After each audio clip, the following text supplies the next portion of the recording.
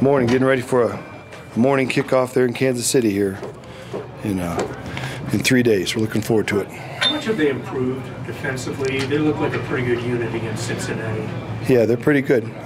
They've given up some empty calories there at the end of the games. You know, when they've had a huge lead in those games, have been over at halftime, and they've been bend but don't break, just so they don't allow a team to get back into it. So that's probably where some of their non-glowing stats have arisen from. What have you seen from Kevin Hogan in the past few months, and what's your confidence level if he has to play?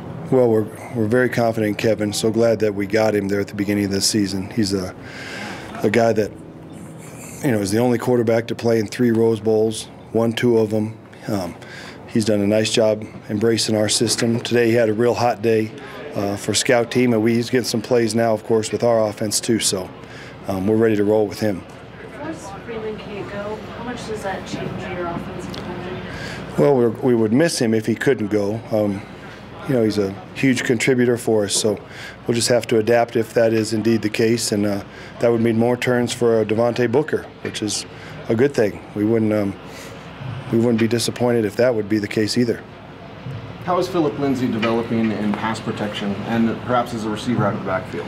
Well, he's definitely a good receiver out of the backfield with that first touchdown against Seattle. We need to throw more to him, but he's doing a nice job. He's always been real tough, real stingy back there, especially during our drills in training camp, whether it was against Chicago when we practiced against them or against ourselves. So pass protection is really one of his strengths. Has Jake Butt's injury changed the way you've used Andy Janovich in terms of getting him out in motion as a blocker on bubble screens and even using him as a receiver?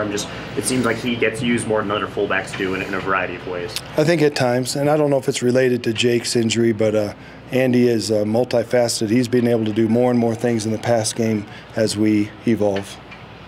What is the key to getting the red zone going, being more efficient there? I mean, last game you played well, but in general, what is the key? Well, I think we've got to maintain our concentration. At times, we know when you get fatigued or after you've converted 2 or 3 third downs, you get into plays 8, 9, 10, 11, 12 of a drive.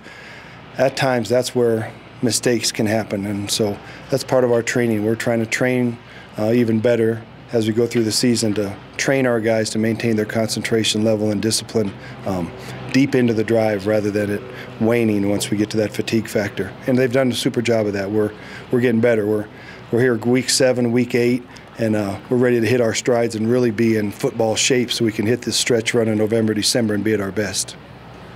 Do you go into a game against a team like Kansas City thinking we got to put up a big number on the offensive side of the ball?